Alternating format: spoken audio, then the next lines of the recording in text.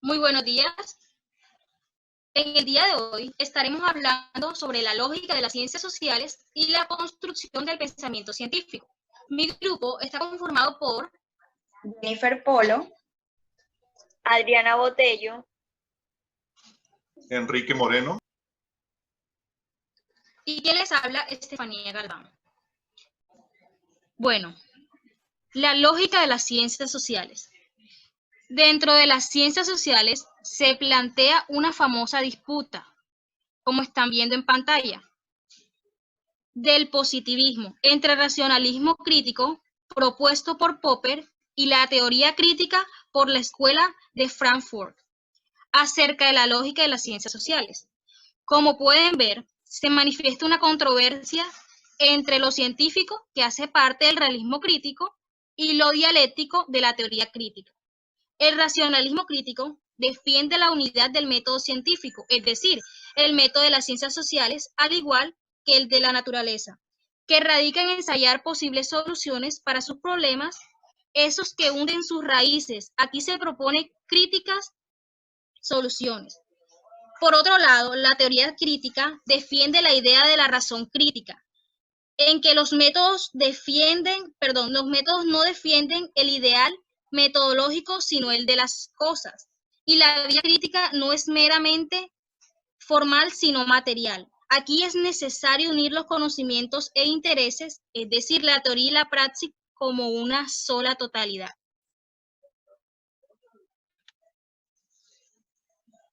La lógica especial del conocimiento de las ciencias sociales. Aquí no hay ninguna ciencia puramente observacional, sino ciencias más o menos conscientes y críticamente elaboran teorías. Aquí la psicología es una de las ciencias sociales, ya que nuestro pensamiento y nuestra conducta dependen en gran medida de las relaciones sociales. Como se puede observar, esas categorías, imitación, lenguaje y familia, son categorías sociales. Y la psicología del aprendizaje, del pensamiento y el psicoanálisis no resulta posible sin ninguna de ellas, lo cual indica que la psicología presume conceptos sociológicos. Entonces, se puede inferir que podemos explicar la sociedad exclusivamente en términos psicológicos, por lo cual la psicología no puede ser considerada como la ciencia básica de las ciencias sociales. Ahora, la sociología es autónoma en dos sentidos, y explico por qué. Primero, porque puede y debe independizarse de la psicología, ya que ésta se ve en la tarea de explicar consecuencias sociales no deseadas y a menudo indeseables de la conducta humana. Y segundo, en el sentido de ser lo que a menudo se ha llamado sociología comprensiva, porque hay un resultado de las ciencias sociales que evidencia que hay un método puramente objetivo, al que cabe calificar muy bien de método puramente comprensivo, que califica la comprensión de sus actos. Bueno, seguidamente se presenta lo que es la tensión entre el conocimiento e ignorancia. Inicialmente, pues este autor nos expone que nuestra ignorancia es limitada y decepcionante, puesto que la lógica del conocimiento siempre ha intentado demostrar sus raíces entre lo que es la tensión del conocimiento y la ignorancia. Desde lo que expone el autor en su teoría, el conocimiento no comienza como tal con percepciones u observaciones, sino con problemas. Para él, pues no hay conocimiento sin problema, pero tampoco hay ningún problema sin conocimiento. Es decir, que todo comienza con la tensión entre saber y no saber. De manera, pues que el punto de partida es siempre el problema, pues para poder realizar como tal una teoría científica. Y la observación únicamente se convierte como en una especie de punto de partida cuando se da un problema o con otras palabras, cuando un hecho nos sorprende o cuando tenemos nuevas experiencias. En sí, para Karl Popper, las observaciones solo conducen a problemas en la medida en que contradice alguna de nuestras expectativas conscientes o inconscientes. Es así como las observaciones son generadoras de problemas que se convierten en el punto de partida del trabajo científico. Seguidamente, el autor expone la teoría unificada del método.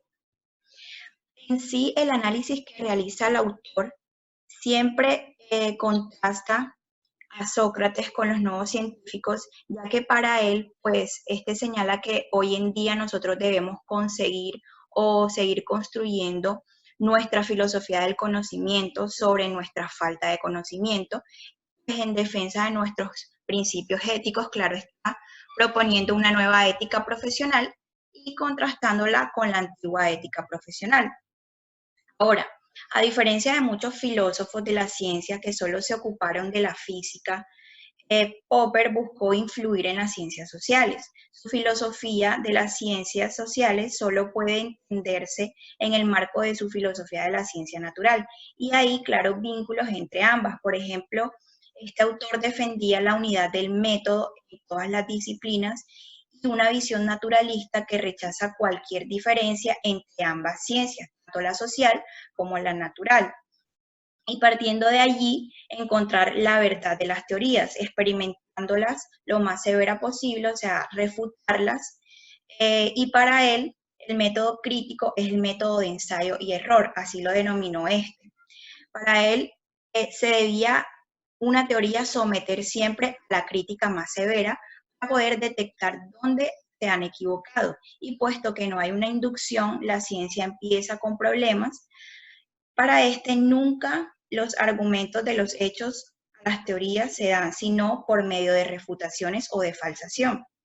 Este método de eliminación por ensayo, pues esto lo conduce desde una visión como, aquí lo podemos observar, primero se da un problema 1, seguidamente se presenta una teoría tentativa, luego se da el esfuerzo del error de la teoría para así continuar dando paso a nuevos problemas, que sería el problema 2. Con esto, pues podemos concluir que todas las discusiones científicas para este autor comienzan por un problema, para el cual ofrecemos una teoría tentativa y que esta teoría luego es criticada en un esfuerzo por eliminar el error y que la teoría se vea desde una revisión crítica, dando lugar a nuevos problemas. Bueno, continuamos con el problema de la objetividad científica. Principalmente, esta radica en la tradición crítica, la cual permite realizar críticas del dogma dominante, es decir, establece la separación de la ciencia y la no ciencia, debido a que, para Popper, una teoría es científica si es falsa y no es científica si no es falsa. Para él, las teorías debían ser falseables o refutables, es decir, las teorías científicas tendrían que estar bajo las críticas. Como tal, estas debían ser refutadas a base de la experiencia de las pruebas empíricas, como por ejemplo, partían de la observación y de la evidencia experimental. Por consiguiente, estas solo pueden ser explicadas a partir de las categorías sociales, como lo está la competencia, la tradición, las instituciones sociales y la del poder estatal. Para ellas, eran debidamente desarrolladas bajo 4 fases o 4 procesos. El primero, se parte desde un problema. Luego, se ensayan las soluciones. Tercero, se eliminan los errores. Y por último, se descubre una solución, pero debía ser falseable, es decir, para que sea refutable y para que la teoría pueda ser totalmente científica. Por tanto, la teoría científica debía estar constituida bajo unos criterios los cuales debían ser refutables. A continuación, empleamos la función lógica deductiva. Este tiene como finalidad construir un órgano de la crítica y se basa bajo la teoría de la validez y el razonamiento lógico o inferencia lógica. Es decir, básicamente esta teoría lleva toda idea o toda premisa desde lo universal hasta lo particular. Por tanto, es la teoría de la transferencia de la verdad de las premisas son verdaderas y es convertida en la teoría crítica racional. Esto quiere decir que la actividad de la mente humana permite inferir necesariamente una conclusión a partir del abanico de premisas que el sujeto genera. para hallar una posible solución. El sistema deductivo está constituido bajo 3 pasos. Primero, el ensayo de explicación. Segundo, críticas y consecuencias de las premisas. Y tercero, brindarle una solución a la crítica racional del sujeto.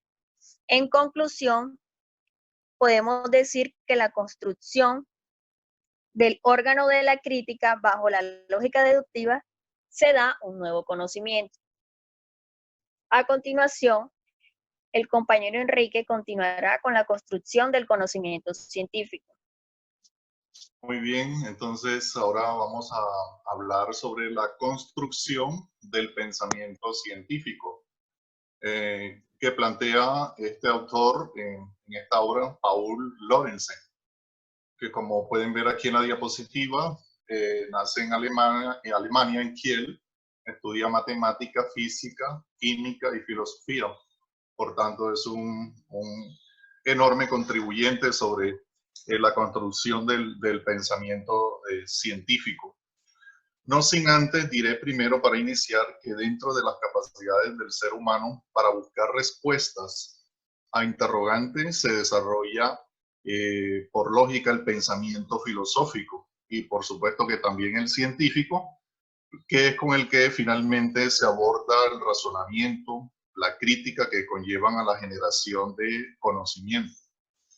Y que es la clave, obviamente, que diferencia al ser humano entre todas las demás especies. Entonces, aquí vemos en esta diapositiva donde plantea que el constructivismo se puede considerar como un programa de fundamentación que procediendo metódica y normativamente partiendo de la praxis o método de la vida articulada, lingüística, construye o reconstruye mediante una conducta reglada del lenguaje científico. Es decir, el constructivismo lo han desarrollado a través de esferas y disciplinas, como por ejemplo la ética y en todas las demás ramas del conocimiento, en la que sea necesario, por supuesto, construir un lenguaje. En la siguiente diapositiva, que nos van a mostrar ahorita, allí está, encontramos además, aquí la amplío para poder acceder a ella también desde mi ángulo de vista. Vemos entonces que dice que ha desarrollado el construccionismo a través de otras esferas y disciplinas, en especial la ética y últimamente en todas las ramas del conocimiento.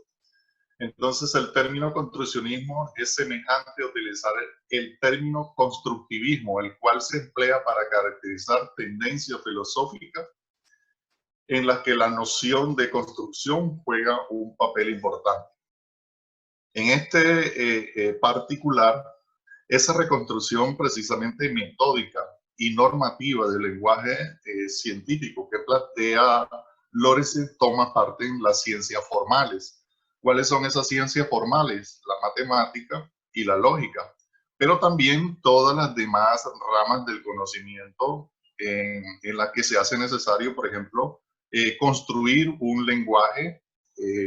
Este lenguaje debe irse construyendo paso a paso en la sintaxis, que es lo que propone Lorenzen, y también en la semántica. La sintaxis obviamente está en relación al orden y la relación de las palabras. Y en la semántica, pues obviamente que es el significado como tal de las expresiones. Dado que sin un pensamiento metódico, planteaba Lorenzen, no es posible ni la ciencia ni la filosofía. Sigamos con la siguiente diapositiva. Entonces, Lorenzen se planteaba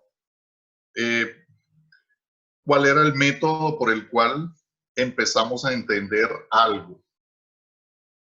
Y él hacía este planteamiento porque decía o entendía a ese respecto que todo pensamiento, decía él, que es una refinada estilización de aquello que se ha hecho en la vida práctica. ¿Qué quiere decir eso?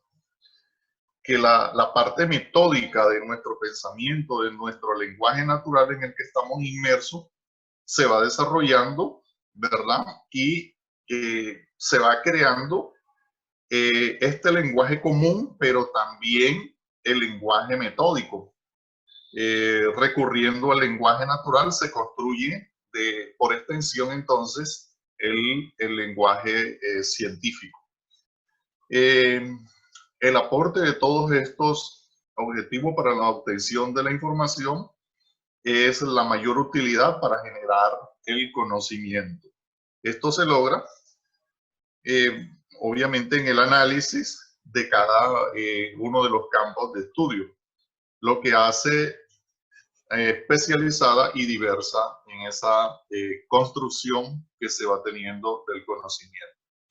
Como pudieron ver ustedes, los diferentes planteamientos que hacen cada uno de estos autores con sus especialidades en particular, todo va enfocado obviamente a la unificación y a la construcción y al progreso que se debe ir haciendo en la elaboración de ese lenguaje, de esa reconstrucción de unificación también de conceptos que nos deben llevar a elaborar un verdadero y sólido conocimiento para todos nosotros.